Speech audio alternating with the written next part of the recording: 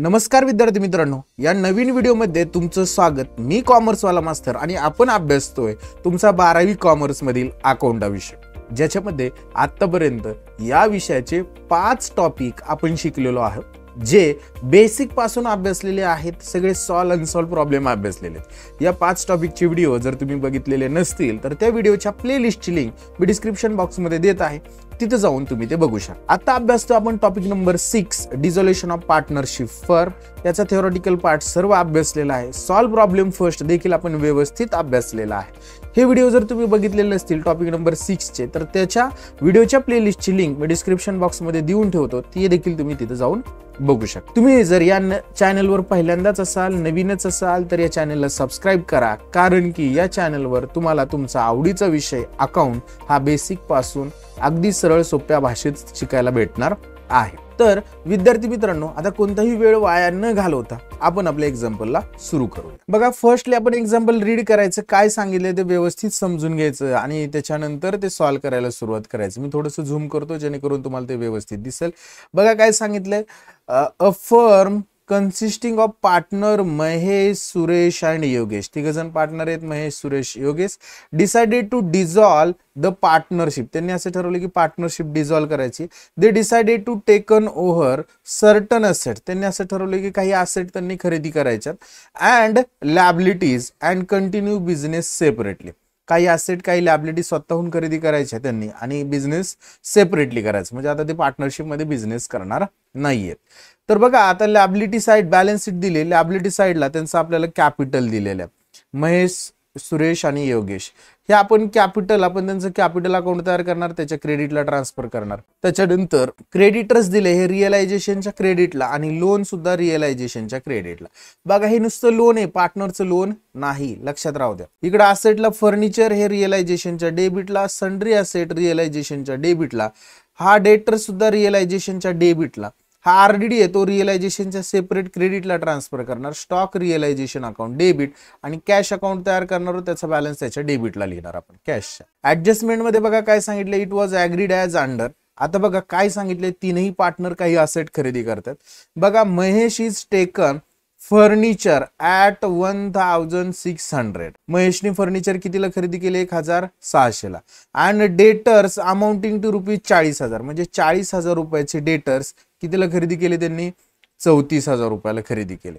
म्हणजे बघा, असेट ज्या त्यांनी खरेदी केल्या त्याची आपण जनरल एंट्री केली, असेट गेल्या की रिअलायझेशनला आपण काय करतो, क्रेडिट, आणि कुण्या खरेदी केल्यात, महेशने, म्हणजे याची जनरल एंट्री काय करणार आपण, महेश कॅपिटल अकाउंट डेबिट। या सगळ्या असेटची टोटल अमाऊंट महेशच्या कॅपिटलच्या डेबिटला लिहिणार आणि रिअलायझेशनला क्रेडिट देणार, म्हणून टू रिअलायझेशन अकाउंट अशी एंट्री होणार आहे। आणि त्यांनी पुढे जाऊन असं सांगितलं, ही ऍक्सेप्ट, म्हणजे तो मान्य करतो, the creditors of ₹12,000 at that figure, म्हणजे क्रेडिटर्स पेड करायचे 12,000 रुपयाला, लॅबिलिटी सुद्धा तो पेड करणार आहे। लॅबिलिटी पेड केली की एंट्री काय करतो, रिअलायझेशनच्या डेबिटला, liability realisation account debit to Mahesh capital अशी एंट्री होणार आहे त्याची। नेक्स्ट नंबर 2 मध्ये बघा, Suresh is taken over all stock, बघा सगळा स्टॉक त्यांनी खरेदी केला कितीला, 14,000 रुपयाला, आणि sundry asset worth ₹16,000, sundry asset 16,000 रुपयाच्या कितीला खरेदी केल्या, 14,400 रुपयाला खरेदी केल्या, म्हणजे यांनी फक्त असेटच खरेदी केली, कोणती लॅबिलिटी पेड केलेली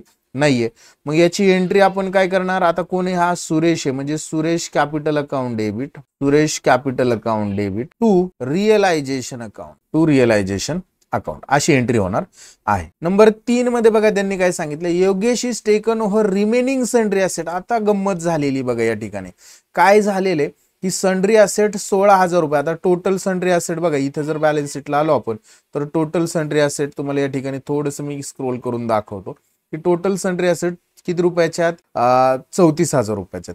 त्यातल्या सन्ड्री असेट 16,000 रुपयाच्या बघा या ठिकाणी दिलेत त्यांनी, इथं या सन्ड्री असेट ज्या आहेत किती रुपयाच्या, 16,000 रुपयाच्या, म्हणजे 34,000 पैकी 16,000 रुपयाचे सन्ड्री असेट ज्या आहेत त्या कितीला खरेदी केल्यात त्याने, 14,400, म्हणजे 16,000ची वस्तू 14,400 खरेदी केली, पण 16,000ची गेलेली, म्हणजे 34 मधनं जर 16 गेले तर राहतील किती, 18,000 रुपयाची सन्ड्री असेट राहील।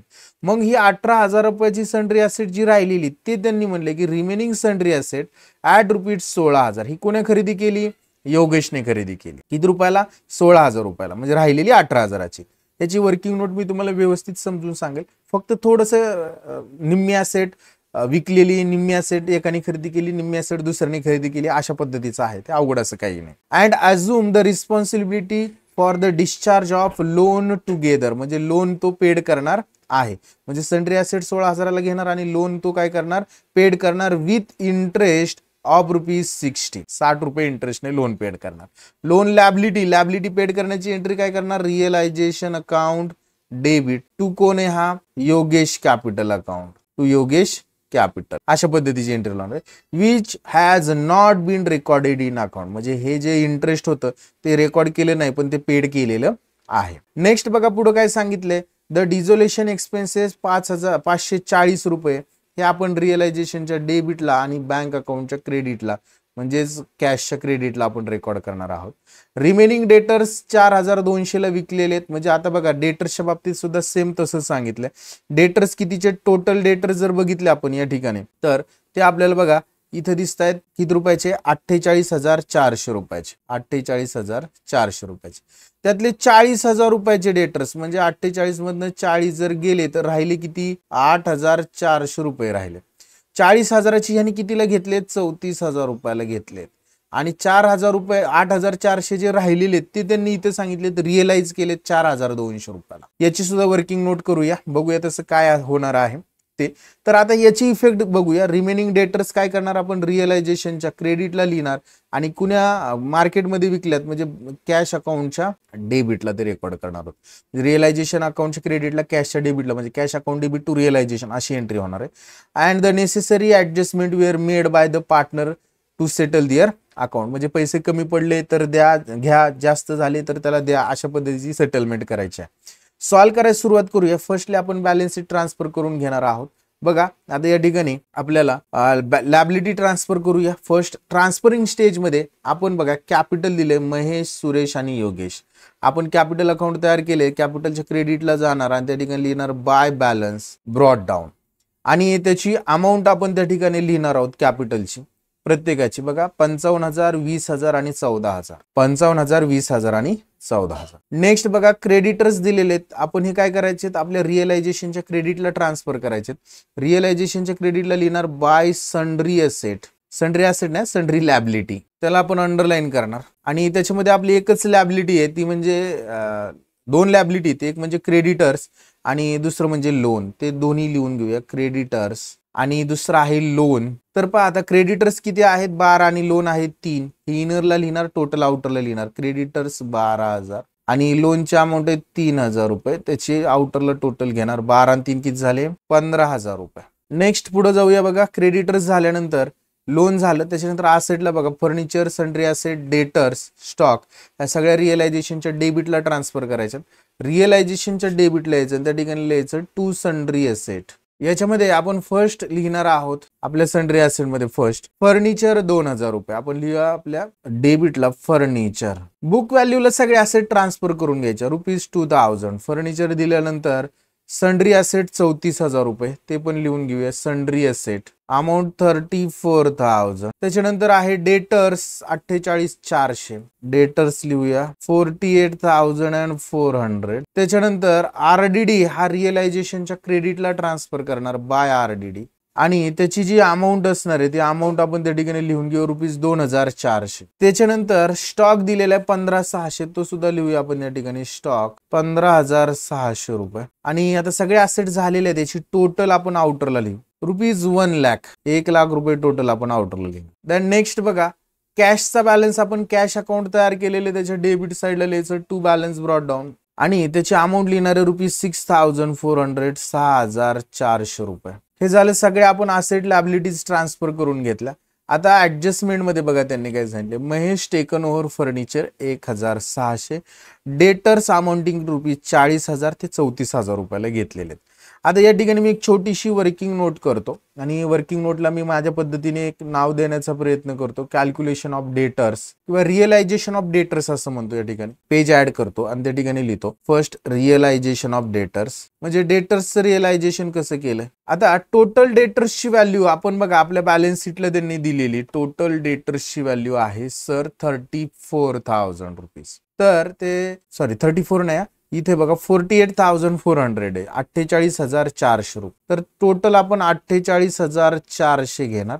त्यातले कोणी किती घेतले ते आपण या ठिकाणी अशा पद्धतीने दाखवणार आहोत. तर बघूया. फर्स्ट आता अकाउंटिंग ट्रीटमेंट करताना फर्निचर घेतले 1,600 रुपयाला आणि डेटर्स 40,000 रुपयाचे 34ला घेतलेले. मग या ॲसेट जर पार्टनरने टेकन ओव्हर केला, मी तुम्हाला नियम काय सांगितला होता, ॲसेट ट्रान्सफर करताना रिअलायझेशनच्या डेबिटला आणि गेली तर रिअलायझेशनच्या क्रेडिटला एक इफेक्ट आणि आधी रिअलायझेशनचा इफेक्ट देऊन घ्यायचा. कुण्या खरेदी केलेली बघा हे ॲसेट, बाय एका पार्टनरने खरेदी केले. त्या पार्टनरचं नाव आहे महेश, म्हणून लिहिणार by Mahesh capital, by Mahesh capital account आणि त्याला अंडरलाईन करणार आपण. त्याच्यामध्ये त्यांनी फर्स्ट ॲसेट जी खरेदी केली ती असणारे फर्निचर. बघा पहिल्यांदा काय खरेदी केले त्यांनी, फर्निचर खरेदी केले 1,600 रुपयाला. मग आपण फर्स्ट लिहून घेऊया फर्निचर. अमाऊंट लिहिणार ₹1,600 येणारला. आणि त्याच्यानंतर बघा काय खरेदी केले, डेटर्स खरेदी केले 40,000 रुपयाचे ॲसेट 34,000ला खरेदी केली. जेवढ्याला खरेदी केली अमाऊंट त्याची 40 आहे, पण त्याची किंमत किती त्यांनी लावली, 34,000 रुपये किंमत लावली, म्हणजे 34,000ला खरेदी केली. तेवढी फक्त आपण अमाऊंट या ठिकाणी लिहिणार डेटर्सची 34,000. म्हणजे याची टोटल जे असणार आहे ते आउटरला येणारे ₹34,400 आहे का रे बाळांनो, 34,400 आहे बरं का. इथं डेटर्स जे आहेत ना ते 34,400 आहेत. प्रिंटिंग मिस्टेक आहे, तिथे 34,400 करावं लागणार आहे आपल्याला. आणि इथं पण आपल्याला ते दुरुस्त करून घेऊया आपण. इथं 34,000 जे लिहिलं होतं तिथं 34,400 घ्यावं लागेल. ही प्रिंटिंग मिस्टेक तुम्ही दुरुस्त करा. आणि याची टोटल आपण आउटरला लिहिणार आहोत 36,000. किती लिहिणार, 36,000. आता मी जी वर्किंग सांगितली होती त्या ठिकाणी बघा 40,000 रुपयाचे जे डेटर्स आहेत, 40,000 रुपयाचे डेटर्स कोणी टेकन ओव्हर केले, टेकन ओव्हर बाय महेश. कोणी खरेदी केले, महेशने. आणि किती रुपयाला खरेदी केले ते केले 34,400ला. याच्याशी घेणं देणं नाहीये, पण हे 40,000 रुपयाची डेटर जे असणार आहेत ते गेलेले आहेत. म्हणजे रिमेनिंग डेटर्स किती राहिलेत आता, फक्त 48,400 मधनं 40,000चे जे गेले म्हणजे राहिले किती, 8,400 रुपयाचे. कितीचे राहिले, 8,400 रुपये. आता हे 8,400 रुपयाचे जे डेटर्स आहेत त्याचं पुढे काय करायचं ते त्यांनी सांगितलंय, त्यामुळे ते तसंच राहू द्या. नेक्स्ट पुढे त्यांनी त्याच ऍडजस्टमेंट मध्ये सांगितले आणि तो क्रेडिटर्स पेड करणारे 12,000 रुपयाला. म्हणजे 12,000 रुपयाचे क्रेडिटर्स तो पेड करणार, म्हणजे लॅबिलिटी आहे अशी तो पेड करणार आहे. लॅबिलिटी पेड केली, ट्रान्सफर केली ती रिअलायझेशनच्या कुठं आपण ट्रान्सफर केली ती क्रेडिटला. आता पेड केली तर रिअलायझेशनच्या डेबिटला. ज्याने पेड केली कुण्या, महेशने, म्हणून तू महेश कॅपिटल लिहायचं, Mahesh capital account.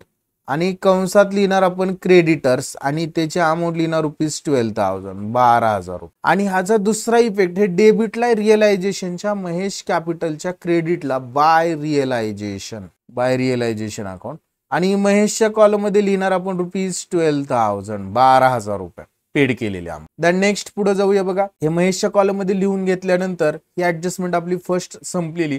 Second adjustment मध्ये काय सांगितले, पहिल्या 3च ऍडजस्टमेंट त्याच्यात खूप इम्पॉर्टंट आहेत. Suresh taken over all stock 14,000 रुपयाला आणि सन्ड्री ॲसेट वर्थ ₹16,000ची किती घेतली, 14,400ला. ॲसेट टेकन ओव्हर केल्या रिअलायझेशनच्या क्रेडिट साइडला आपण एक इफेक्ट देणार बाय सुरेश कॅपिटल, त्याला अंडरलाईन करणार आपण. आणि याच्यामध्ये फर्स्ट आपण लिहिणार आहोत स्टॉक कितीला खरेदी केला ते बघूया. फर्स्ट लिहूया स्टॉक. आणि स्टॉकची अमाऊंट बघा त्या ठिकाणी 14,000 रुपये आहे, ती आपण 14,000 इनरला लिहिणार. आणि त्याच्यानंतर सन्ड्री ॲसेट घेतलेलं आहे. आणि बघा या ठिकाणी स्टॉक झाल्यानंतर ही सन्ड्री ॲसेट जे आहे ते 16,000चे 14,400ला घेतले. मग ती 14,400च अमाऊंट घेणार आपण, 16,000 घेणार नाही, 14,400 रुपये. आणि याची टोटल आपण आउटरला दाखवूया. याची टोटल काय दाखवणार आपण आउटरला, 28,800 रुपये, सॉरी 28,400 रुपये, 28,400. आणि याचा दुसरा इफेक्ट बघा, सुरेश कॅपिटल इथं म्हटलंय क्रेडिटला, म्हणजे सुरेश कॅपिटलच्या डेबिटला लिहावं लागेल आपल्याला टू रिअलायझेशन अकाउंट. आणि त्याची अमाऊंट लिहावं लागेल आपल्याला 28,400 रुपये. इथं आपल्याकडून ह्या महेश कॅपिटलच्या अमाऊंट लिहायची राहिली बघा. इथं आपण हे जे महेशने जे ॲसेट टेकन ओव्हर केलेलं बघा 36,000, ही अमाऊंट लिहायची राहिली, तेवढी एक लिहून घेऊया. महेश कॅपिटलच्या डेबिटला 36,000 रुपये त्याने ॲसेट टेकन ओव्हर केलेली, त्याचा दुसरा इफेक्ट द्यायचा राहिला तो दिलेला. आता आपण पुन्हा एकदा मी वर्किंग नोट कडे जातो आणि त्या ठिकाणी आपण लिहिणार आहोत आपण एक वर्किंग नोट करणार आहोत. आणि वर्किंग नोटला नाव देणार realisation of sundry asset. Sundry asset realise करणार, म्हणून रिअलायझेशन ऑफ सन्ड्री असेट आणि त्याची अमाऊंट लिहिणार आहोत आपण ठिकाणी. बघा सन्ड्री असेटची टोटल अमाऊंट किती ती बॅलन्स शीटला बघूया. टोटल अमाऊंट आहे सन्ड्री असेटची 34,000 रुपये. तर ते आपण त्या ठिकाणी लिहून घेऊया 34,000. तर त्या 34,000 मधली किती रुपयाची 16,000 रुपयाची असेट. 16,000 रुपयाची कुणी केली ₹16,000 टेकन ओव्हर बाय कुणी खरेदी केली त्यांनी सांगितलं. बघा इथं सन्ड्री असेट मध्ये 16,000ची सुरेशने टेकन ओव्हर केलेली 16,000 रुपयाची असेट. म्हणजे आपण काय करणार या ठिकाणी टेकन ओव्हर बाय काय म्हणणार सुरेश. ती कितीला खरेदी केली 14,400 रुपयाला खरेदी केली. 14,400. मग शिल्लक किती राहते बघा 34 मधनं 16,000 गेले तर 18,000 रुपयाची सन्ड्री असेट शिल्लक राहते. याचं काय करायचं ते पुढे त्यांनी सांगितले त्यावेळेस मी तुम्हाला सांगेल. पण आता एवढं लक्षात राहू द्या की बाबा 34,000 16,000 गेलेले तर राहिलेत सन्ड्री असेटचे 18,000 रुपये. नेक्स्ट पुढे जाऊया. त्याने बघा काय केलं की 16,000 चे असेट जे आहे सन्ड्री असेट ती खरेदी केली. तर ते आपण काय केलं लिहिलेले या ठिकाणी 16,000 रुपये बघा 2 नंबरच्या ऍडजस्टमेंटचा इफेक्ट दिलेला आहे. पार्टनर्स कॅपिटलच्या डेबिटला सुद्धा दिलेला आहे आणि रिअलायझेशनच्या क्रेडिटला सुद्धा लिहिलेलं आहे. नेक्स्ट त्यांनी बघा सांगितले remaining sundry asset. Remaining sundry asset बघा त्यांनी काय सांगितले remaining sundry asset taken over at ₹16,000 and assume the responsibility. कुणी टेकन ओव्हर केली Yogesh is taken over remaining sundry asset. 16,000 रुपयाला टेकन ओव्हर केली आणि तो लोन पेड करणार आहे. म्हणजे आता ही सन्ड्री असेट 16,000 रुपयाला त्यांनी टेकन ओव्हर केलेली आहे. ते आपण आपल्या रिअलायझेशनच्या क्रेडिटला पुन्हा एकदा आपण लिहिणार बाय योगेश कॅपिटल आणि त्याच्यामध्ये आपण लिहिणार सन्ड्री असेट आणि त्याची अमाऊंट लिहिणार आहोत आपण ₹16,000 आउटर कॉलम.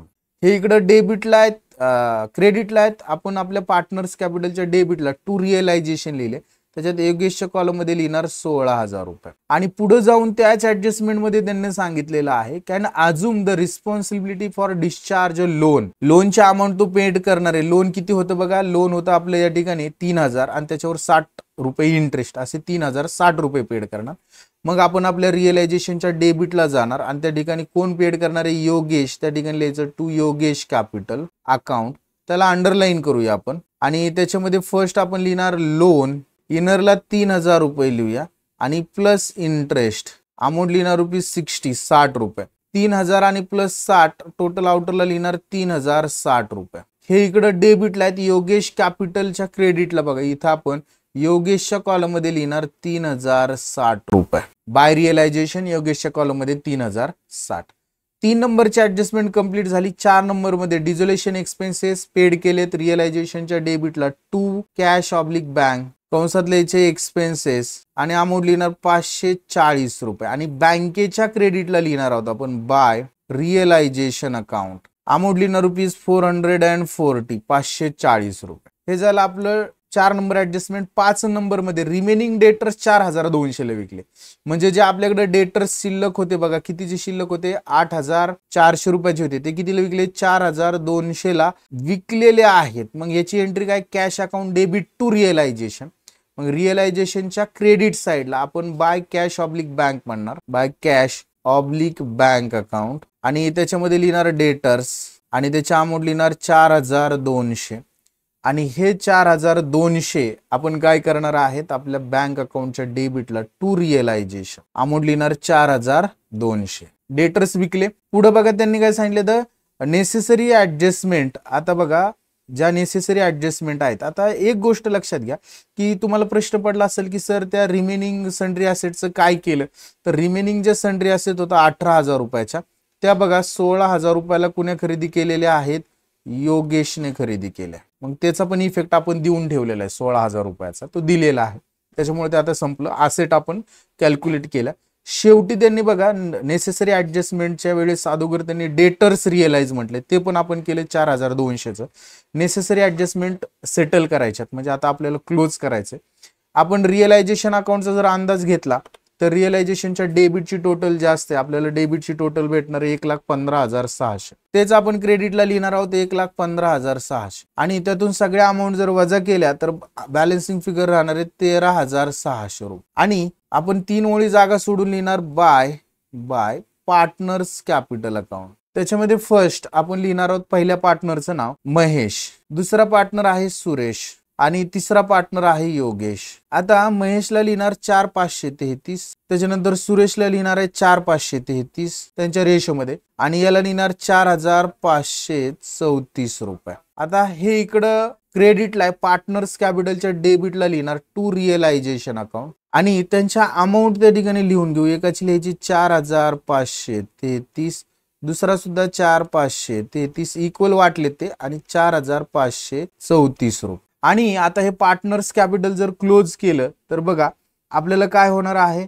हा जो महेश आहे त्याच्या क्रेडिटची टोटल जास्त आहे, महेशच्या क्रेडिटची टोटल जास्त आहे, 65 आणि 12 67,000 रुपये. क्रेडिट टोटल डेबिटला लिहिणार 67,000, त्यातनं या डेबिटच्या सगळ्या अमाऊंट वजा झाल्या तर बॅलन्सिंग फिगर राहील 26,467 रुपये. याला म्हणणार आपण to cash oblique bank account. आणि हे इकडे डेबिटला आहेत, म्हणजे बँक अकाउंटचे कुठे लिहिणार, कॅश अकाउंटचे कुठे लिहिणार, क्रेडिटला बाय महेश कॅपिटल. त्याला तेवढे पैसे द्यावे लागणार आहेत. किती द्यावे लागणार आहेत, 26,467 रुपये. त्याच्या कॅपिटल जास्त आहे म्हणून. आता बघा इकडं क्लोज करताना आता बघा महेशचं क्लोज केलं, सुरेशचं बघा इकडे 28 आणि इकडे 20 आहेत, 28,400 आणि 4,533. डेबिटची टोटल जास्त आहे, डेबिटची टोटल केली तर 32,933. तेच क्रेडिटला लिहिणार 32,933 रुपये, आणि त्यातनं 20,000 जर वजा झाले तर 12,933 रुपये बॅलन्सिंग फिगर आहे. याची 16 आणि 4 इकडे बघा 14 आणि 3 17 येते, आणि 16 आणि 4 20 येते. इकडची डेबिटच टोटल जास्त आहे तर ते असणारे डेबिटची 20,534 रुपये. तेच इकडे लिहिणार 20,534 रुपये, आणि यातनं 17,060 रुपये जर वजा झाले तर बॅलन्सिंग फिगर राहणार आहे 3,474 रुपये. आणि याला लिहिणार आपण bye bank oblique cash account. आणि हा बॅलन्स जो आहे बँकेचा कॅशचा इकडे क्रेडिटला आहे, पार्टनर्स कॅपिटलच्या डेबिटला, म्हणजे इथं कॅशच्या डेबिटला लिहिणार टू सुरेश कॅपिटल, अमाऊंट लिहिणार 12,933 रुपये, आणि टू योगेश कॅपिटल, आणि त्याची अमाऊंट लिहिणार 3,474 रुपये. आणि आता हे आपण कॅश अकाउंट क्लोज करण्याचा प्रयत्न करू. बघा आता कॅश अकाउंट कितीने क्लोज होते तुमचं, तर ते होते बघा डेबिटची टोटल आहे 27,707 रुपये, आणि इकडं सुद्धा 27,707 रुपये. म्हणजेच हे कॅश अकाउंट टोटल बरोबर आली, म्हणजे आपला प्रॉब्लेम बरोबर आहे. अशा पद्धतीने हा प्रॉब्लेम आपण सॉल्व्ह केलेला आहे. आय होप विद्यार्थी मित्रांनो हे एक्झाम्पल तुम्हाला व्यवस्थित समजलेलं असणार आहे. समजलेलं असेल तर व्हिडिओला लाईक करा, तुमच्या वर्ग मित्रांपर्यंत व्हिडिओ शेअर करायला विसरू नका. आज आपण इथंच थांबूया. नेक्स्ट व्हिडिओमध्ये आपण नेक्स्ट एक्झाम्पल अभ्यासणार आहोत. तोपर्यंत सर्वांना बाय, टेक केअर.